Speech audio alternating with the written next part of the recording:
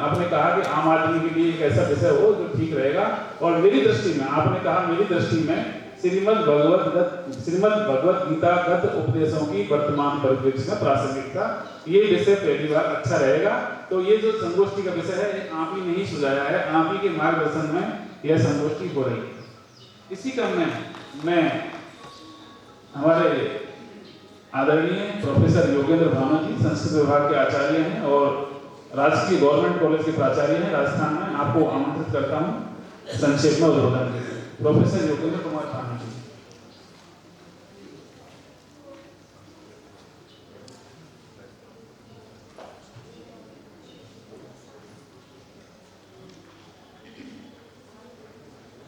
ओम तन्नो मित्रः संवरुणः तन्नो भवत्वर्यः तन्न इंद्रो बृहस्पतिः तन्नो विष्णुरुक्रमः। नमो ब्रह्मणे नमस्ते वायो त्वमेव प्रत्यक्षं ब्रह्मासि त्वामेव प्रत्यक्षं ब्रह्म वदिष्यामि हितं वदिष्यामि सत्यं वदिष्यामि तन्माम् अवतु माम् अवतु वक्तारम्। ओम शांति शांति शांति। अखिल भारतीय गीता सम्मेलन के तत्वावधान में आयोजित अखिल भारतीय गीता संगोष्ठी के माननीय अध्यक्ष जी, मेरे गुरुकुल पर प्रोफेसर मिश्र साहब, प्रोफेसर मैं जिनके नाम नहीं जान पा रहा हूँ, उन सभी को मेरा प्रणाम, और सभी भद्रजन, श्रद्धामयी मातृशक्ति और प्यारे बच्चों और युवा साथियों।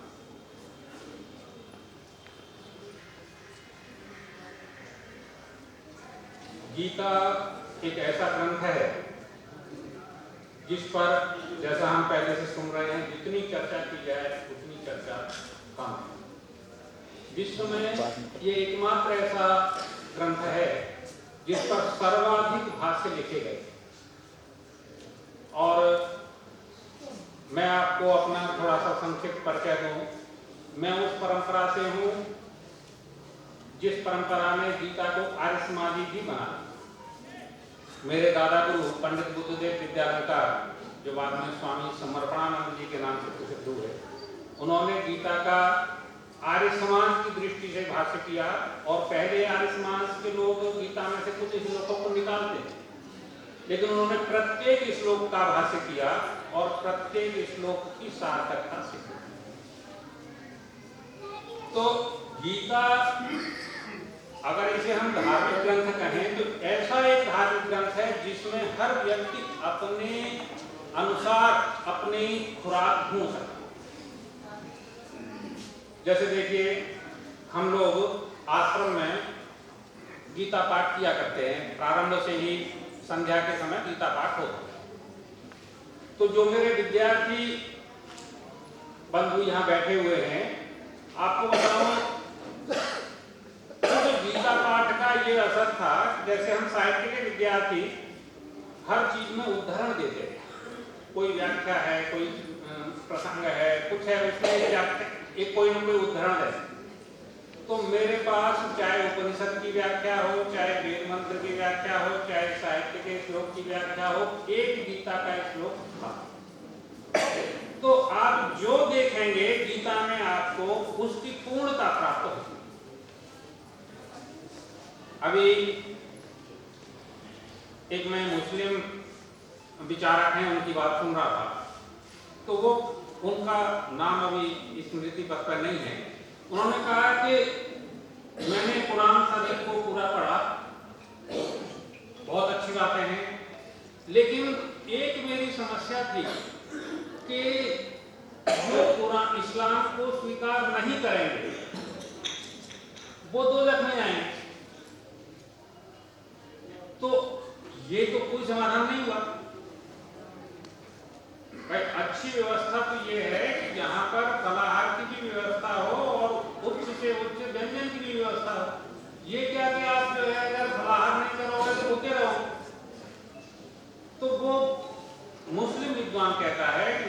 इसका समाधान केवल गीता में मिला, जब पूरे गीता का ज्ञान देकर के श्री कृष्ण कहते हैं कि यथेच्छति तथा कुरु, कि मैंने जो कुछ ज्ञान था वो तुझे पूरा दे दिया, अब यथेच्छति तथा कुरु, जो तू चाहता है वो कर। ये जो गीता का ज्ञान है ये अपने आप में अद्भुत है, ऐसा और किसी धर्म ग्रंथ में प्राप्त नहीं होता है। और ये जो परिचर्चाएं हैं, ये जो शोध गोष्ठियां हैं, ये अत्यंत आवश्यक हैं। उनका विषय हम कुछ भी रख सकते हैं। एक सामान्यतया अपने लोक जीवन में कहानी कही जाती, कहावत है कि रोटी जली क्यों, घोड़ा अड़ा क्यों और पाठ भूला क्यों, फेरा नहीं। हमारी परंपराओं में, हमारी दंत कथाओं में, हमारी किंवदंतियों में लगभग हमारी परम संस्कृति का पूरा ज्ञान समाहित है। किसी चीज के लिए आपको कहीं जाने की जरूरत नहीं। मैं अभी जब स्वामी जी के साथ आ रहा था तो एक वक्त बात कर रहा था कि अब फिर बाधा बना जाती है कि उसका पुनर्स्मरण नहीं होता। हम सब जानते हैं कि आत्मा कण कण में व्याप्त है, ईश्वर सर्वत्र विद्यमान है, लेकिन जब जरूरत पड़ती है तो हम एकदम डर जाते हैं, भयभीत हो जाते हैं। तो क्योंकि इनका फेरना नहीं होता, इनका चिंतन नहीं होता, इसलिए हम उसमें कहीं ना कहीं पीछे रह जाते हैं। हमारे यहाँ जो पहले सत्संग की परंपराएं थी, अब ये सत्संग का एक मॉडिफाइड रूप है कि हम मन से बोल रहे हैं और आप बैठे हुए हैं। बाकी सत्संग ये था कि एक जगह बैठते थे, कभी भजन चल रहा है, कभी किसी का प्रवचन चल रहा है, कभी शंकाएं चल रही हैं, समाधान चल रहे हैं।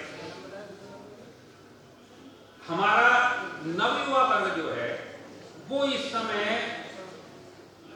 बहुत तेजी से विश्व पटल पर अपनी उपस्थिति दर्ज कर रहा है, और स्वाभाविक है कि वो जिस प्रतिस्पर्धा के युग में चल रहा है, उस प्रतिस्पर्धा में उसके पास इतना समय नहीं है कि वो इन चीजों की ओर ध्यान दे। ये हमारा कर्तव्य है कि हम उसके समय में से थोड़ा सा निकाल करके इस ओर उसे आकर्षित करें। अभी पिछले दिनों मैंने एक संस्करण पढ़ा, उसमें एक युवा का सिलेक्शन हुआ इसरो में, और वो इसरो के ऑफिस में ज्वाइन करके समुद्र के किनारे शाम को घूमने गया, तो वहां देखता है कि आप लोगों में से हो सकता है बहुत लोगों ने ये बात पढ़ी हो, वहां देखता है एक बुजुर्ग हैं और एक बेंच लगी हुई है उनके लिए, और उस पर बैठ के वो गीता पाठ कर रहे हैं। तो उसे आप देखिए, युवा हो और उसका इसरो में सिलेक्शन हुआ हो तो अपने आप में एक अलग ही अनुभूति होती है। तो उसने उसे कहा, वो बोला कि क्या इस समय दुनिया कहां से कहां पहुंच गई है, और ये लोग हैं जो अभी गीता के पाठ में समय पाठ कर। तो समय, उनके गीता पाठ का समय पूरा हुआ, और जैसे ही गीता पाठ के समय का समय पूरा हुआ तो वो देखता है कि एकदम वहां चारों तरफ सिक्योरिटी आ जाती है। अब वो एकदम अचंभित हो जाता है कि ये क्या हुआ। तो जब उसने पूछा कि तो उसे बताया गया कि विक्रम साराभाई हैं, गीता पाठ के लिए नित्य समुद्र तट पे। अब वो उनकी तरफ लपका। तो हम जानते हैं कि जो भारत के शीर्षस्थ वैज्ञानिक होते हैं वो भारत की संपदा होते हैं, राष्ट्रपति और प्रधानमंत्री से अधिक उनकी सुरक्षा होती है। तो उनके सेवकों ने उसे एकदम दूर फेंक दिया। उन्होंने, विक्रम साराभाई ने उन्हें बुलाया उस युवक को, उसने कहा, युवक को उत्साह है, इस उत्साह को बनाए रखो, लेकिन गीता को पढ़ोगे तो आपको और भी इसमें ऊर्जा मिलेगी। ऐसा ये गीता ज्ञान है। हमारे बड़े से बड़े वैज्ञानिक, हमारे बड़े से बड़े शास्त्रज्ञ इससे हमेशा ज्ञान प्राप्त करते हैं। एक आजकल जो सबसे प्रमुख समस्या है मैं उस पर थोड़ा सा प्रकाश डाल के अपनी वाणी को विराम दूंगा। हमारा युवा इस समय सफलता की तो दौड़ में बहुत आगे है, लेकिन वो दो समस्याओं से जूझ रहा है, एक तो अवसाद से और एक डिप्रेशन से,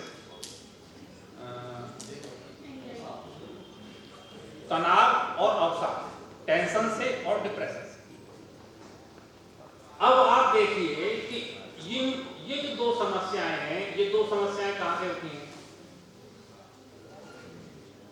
इन दो समस्याओं का समाधान जो बहुत गीता का एकदम गीता के नाम से प्रसिद्ध श्लोक है, कर्मण्येवाधिकारस्ते मा फलेषु कदाचन मा कर्म फल हेतुर्भो मा ते संगोस्तु अकर्मणि।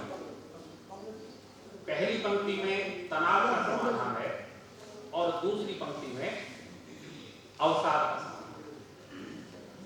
हमारा तनाव क्या है कि मैं जो कर रहा हूं इसका मुझे फल नहीं प्राप्त हो रहा है। मूल तनाव का कारण है कि मैंने बहुत मेहनत की, मुझे परिणाम मिला ही नहीं। भाई मैं जो चांद पर जाने वाले लोगों में मैं क्यों नहीं? गीता इसका बहुत संक्षेप में उत्तर देती है, कर्मण्येवाधिकारस्ते, तेरा कर्म करने में अधिकार है। कर्म की पूर्णता ही फल को स्वतः उत्पन्न करेगी, उसके लिए तू चिंतन मत कर। यदि ये हमारा भाव दृढ़ हो जाता है तो हमारे सारे तनाव स्वतः समाप्त हो जाते हैं, क्योंकि तनाव की शुरुआत अधिकार से शुरू होती है और यदि वो अधिकार कर्तव्य में परिवर्तित कर दिया जाए तो तनाव स्वतः समाप्त हो जाता है। हमारी मातृशक्ति यहाँ बहुत संख्या में उपस्थित है। आज जो समाज में सबसे ज्यादा तलाक के केस हो रहे हैं, डाइवोर्स के केस हैं, वो केवल अधिकार और कर्तव्य की समस्या है, दोनों तरफ, और कुछ नहीं। अब जब हमारी सारी दृष्टि फल पर रहती है और स्वाभाविक रूप से जब फल प्राप्त नहीं होता तो फिर हम अकर्मण्यता की ओर बढ़ते हैं और वह अकर्मण्यता ही अवसाद पैदा करती है। तो तनाव और अवसाद, इन दोनों का समाधान गीता एक श्लोक में कहती है कि यदि आप कर्म को कर्म मान करके करेंगे, कर्म को कर्तव्य मानकर करेंगे। हमारे यहाँ तो एक पूरा दर्शन ही कर्मशास्त्र पर, जो मीमांसा दर्शन है, वो केवल कर्म पर आधारित है। वो कहता है कि अगर आप ईश्वर को न भी मानो तब भी बात चलेगी, लेकिन कर्म की पूर्णता आपको करनी पड़ेगी। अगर कहीं फल में कमी है तो उसका कारण कर्म की पूर्णता में कहीं कमी है, क्योंकि जो आप बोओगे उसका पूरा का पूरा फल आपको प्राप्त होना है। और अगर यदि हम अकर्म में लिप्त हो जाते हैं, क्योंकि गीता कह रही है कि ये बहुत स्वाभाविक है कि जब आपको फल नहीं मिलेगा तो आपको लगेगा कि जब फल ही नहीं मिला तो मैं कर्म क्यों करूं।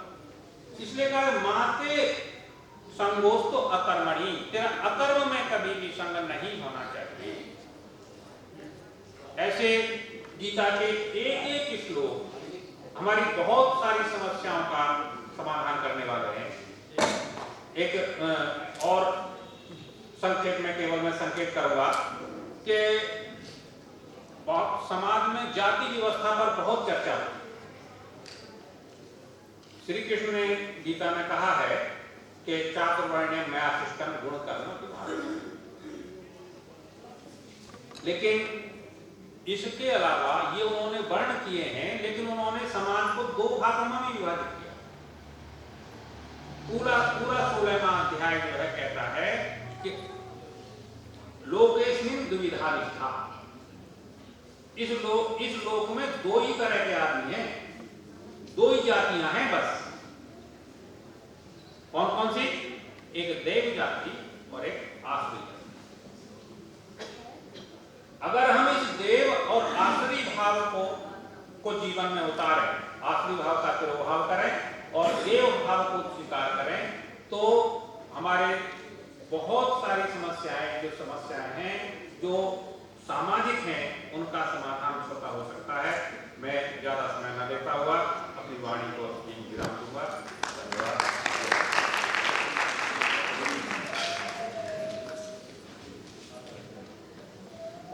धन्यवाद मित्र प्रोफेसर योगेंद्र धामी जी।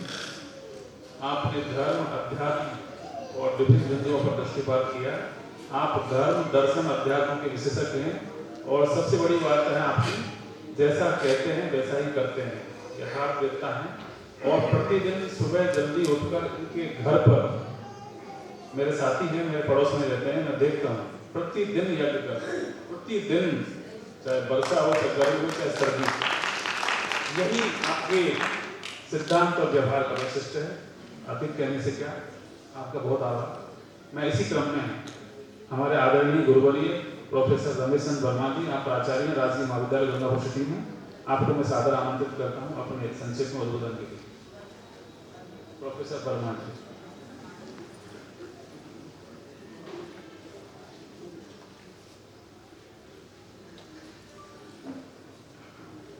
वागर्थादि संस्कृतौ वागर्थं प्रतिपत्तये जगतः पितरौ वर्ते पार्वती परमेश्वर। सम्मानित मंच, विश्व गीता प्रतिष्ठान के सभी पदाधिकारीगण, मातृत्व शक्ति, आप सबको नमन करते हुए मैं श्रीमद्भगवद गीता में वर्तमान समस्याओं की जो उपादेयता है उसके ऊपर कुछ बताने के लिए यहाँ उपस्थित हुआ। मेरा विचार, मेरा सोच केवल प्रथम अध्याय को आधार करना चाहता है। पार्षदगण, सभासद, आप ध्यान दें, पहला अध्याय जो गीता का है वो 47 पद्यों में है। 47 पद्यों में पहला पद्य संजय बोलते हैं, धृतराष्ट्र बोलते हैं, धृतराष्ट्र उवाच धर्म क्षेत्रे कुरुक्षेत्रे समवेता युत्सवः मामकाः पांडवाश्चैव किम अपूर्वक संजय। भीष्म पर्व के 23वें अध्याय का यह पहला पद्य जो हमारे महाभारत कालीन परिवार की समस्या को व्यक्त करता है। क्या समस्या है? धृतराष्ट्र राजा है, कुरु जनपद के राजा हैं, उनके लिए तो पांडव भी उनके पुत्र हैं, कौरव भी उनके पुत्र हैं, लेकिन उन्होंने भेद कर दिया। क्या भेद किया है? मामकाः पांडवा, मेरे जो कौरव हैं वो मेरे हैं, पांडव अलग है। दो शब्द अलग अलग है। मित्रों, जब थोड़ा और आगे बढ़ते हैं हम इसी अध्याय में, तो दुर्योधन अपने सेना के महारथियों को गिनाता है, साथ में पांडव सेना के महारथियों की भी गिनती बताता है। लेकिन जब अर्जुन के कथन का प्रश्न आता है तो वो कहते हैं कि ये तो सब मेरे परिवार के सदस्य हैं, पांडव तो मेरे भाई हैं ही, बाकी ये जो जितने कुरु हैं, जितने कौरव हैं, ये भी तो मेरे परिवार के सदस्य हैं, मैं युद्ध क्यों करूं इनसे? शायद धृतराष्ट्र को अंधा इसीलिए कहा कि परिवार में केवल उन्होंने अपने केवल और केवल कौरवों को समझा, इसलिए यथागुण यथा नाम तथा गुण। दूसरा, अर्जुन का परिवार देखिए, पुत्र, पौत्र, पितामह, गुरु, आचार्य से लेकर के वो सालों तक, ससुर और सालों तक ये पूरा परिवार है।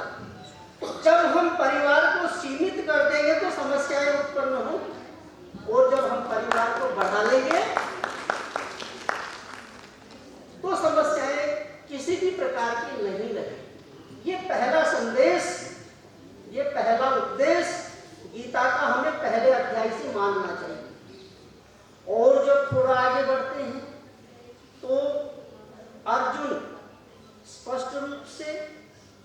यह कहते हैं कि युद्ध करने से, मित्र का द्रोह करने से क्या फायदा है, परिवार को मारने से क्या फायदा है, मुझे युद्ध नहीं करना।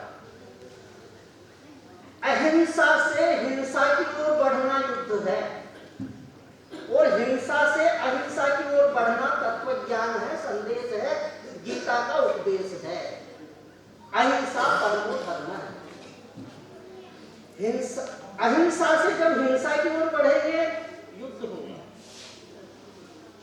हिंसा से अहिंसा की ओर बढ़ेंगे गीता का ज्ञान मिलेगा। मित्रों, पहले अध्याय के कुल 47 पद्यों में 25 पद्य संजय ने कहे और 21 पद्य अर्जुन ने कहे।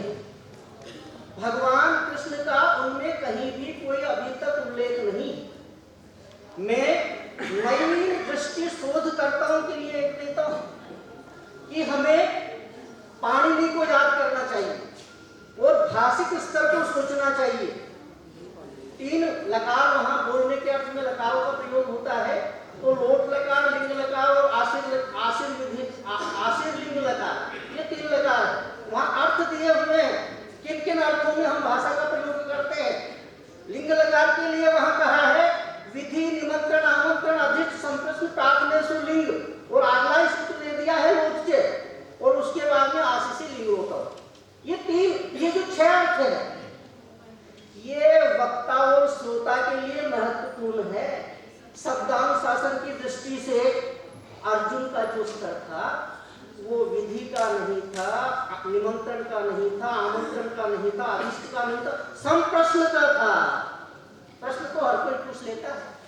संप्रश्न का मतलब होता है रहस्य, संप्रश्न का मतलब होता है गूढ़ ज्ञान, संप्रश्न का मतलब होता है तत्व ज्ञान, संप्रश्न का मतलब होता है ब्रह्म ज्ञान। उस ज्ञान को, आध्यात्मिक ज्ञान, जहां फिजिक्स खत्म होती है वह मेटाफिजिक्स प्रारंभ होती है।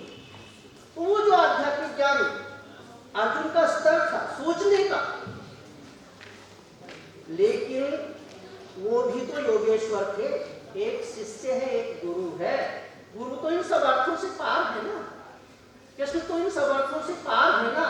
तो उन्होंने बिल्कुल भाषिक शब्दानुशासन है उसका पूरा ध्यान रखा, और विधि